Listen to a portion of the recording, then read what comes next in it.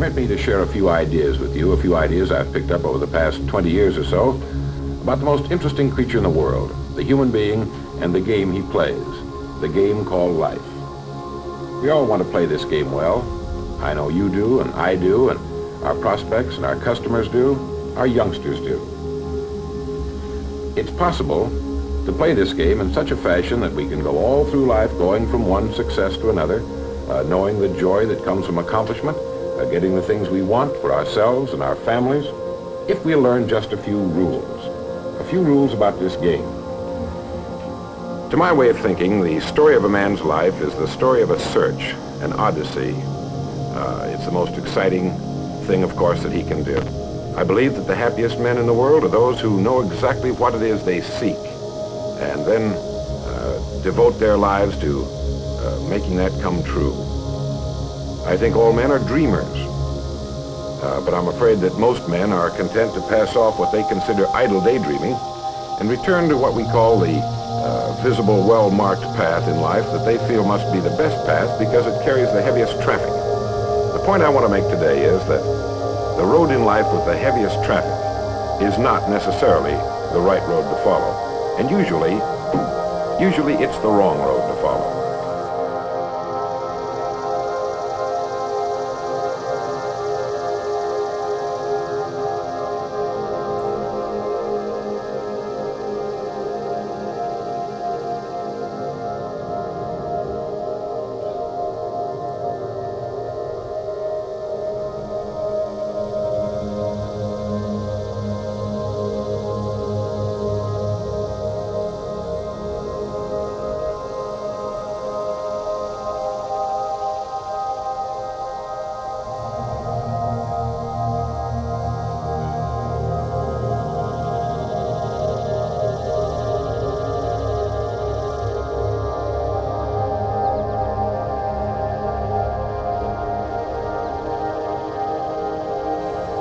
If we follow the crowd, the odds are 95 to 5, we're going to miss the boat too, because those are the statistics, about 95 to 5. So before we follow the crowd, let's take a look at it. If we flip back through the pages of history, what do we find? Every great thinker and leader, from Socrates to the Wright brothers, has been ridiculed, laughed at, pilloried, burned at the stake, or crucified. The crowd has made a consistently grisly game of tormenting its saviors.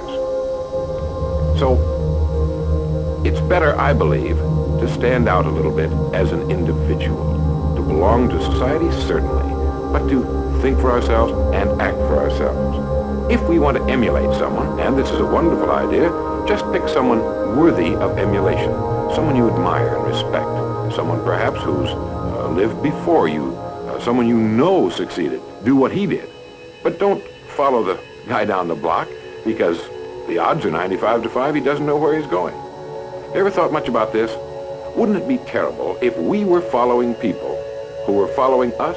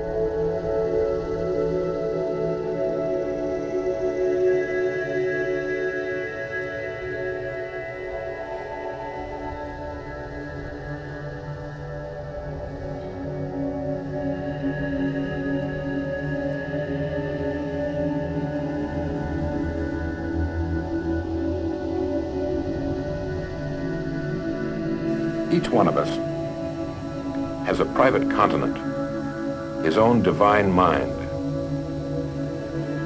We know it contains riches beyond belief. But how do you prospect a continent? You dig systematically and with purpose. And that's the way you prospect the mind, by thinking systematically and with purpose and setting the goal you want to reach. I was flying on an airplane someplace not too long ago. I was reading a great play by the Pulitzer Prize-winning playwright Archibald MacLeish, and I ran across something in that play that made me sit bolt upright and think for about the next 15 minutes very seriously.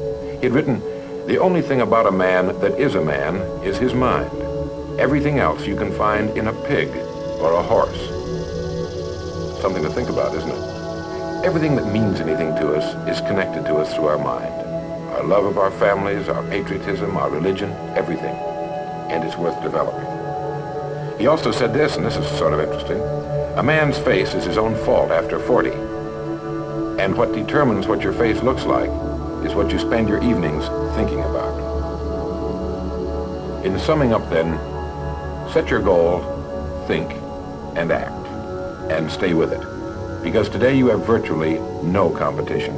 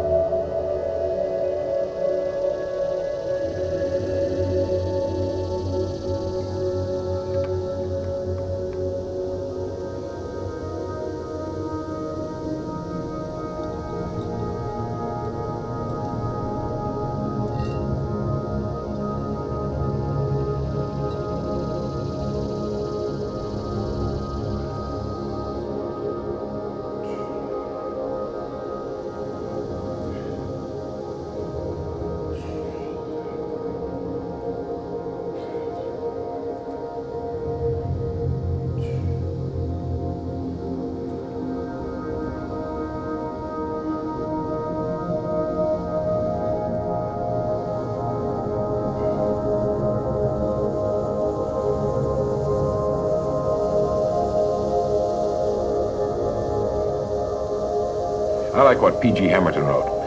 He said, "A strong life is like a ship of war, which has its own place in the fleet and can share in its strength and discipline, but which can also go forth alone to the solitude of the infinite sea. We ought to belong to society and have our place in it, and yet be capable of a complete and individual existence outside of it." We're living in the right country. We're living in the right time in history. Now it's up to us what we do with it. And remember the strangest secret. You will become what you think about.